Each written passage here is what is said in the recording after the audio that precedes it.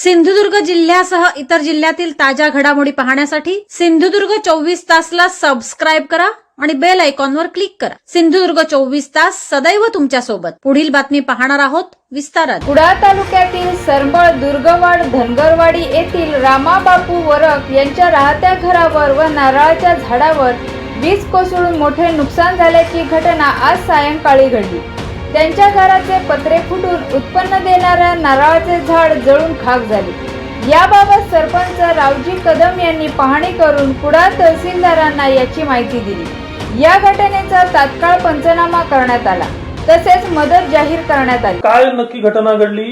संध्याकाळी घरावर तुमच्या वीज पडून मोठं नुकसान झालं, काय माहिती आहे?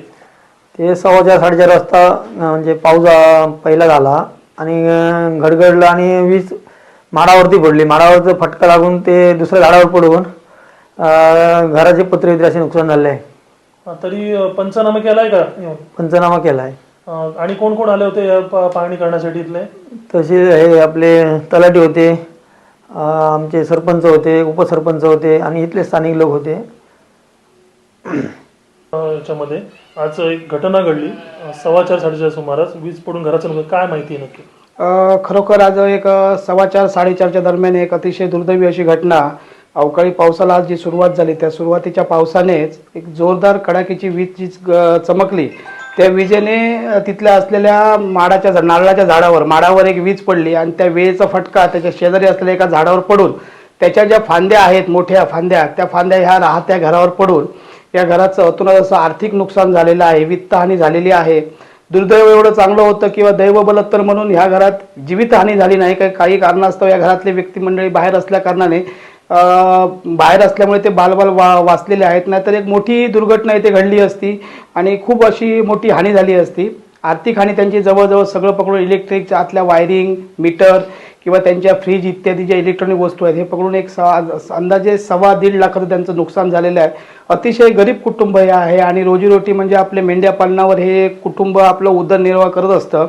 अशा या घटनेतनं तात्काळ तहसीलदारांना आम्ही जेव्हा सूचना दिली, जिल्हा परिषद सदस्य तहसीलदारांना सूचना दिल्यानंतर तहसीलदारांनी अति आवश्यक अशी जी आहे ती राहत्या घरावरचे जे पत्रे आहेत ते पत्रे तात्काळ देतो, तुम्ही घेऊन या, आम्ही पैसे देतो सांगून त्यांनी एक मोठं मन दाखवलेलं आहे। खरोखरच या गरीब कुटुंबाला ही अतिशय तात्काळ जी मदत झाली ती मदत ही खूप मोठी मदत म्हणता येईल। त्यामुळे सुरुवातीलाच पावसाच्या अवकाळी पावसामुळेच ही जी हानी झालेली आहे ती अतिशय दुर्दैवी घटना घडलेली आहे साहेब।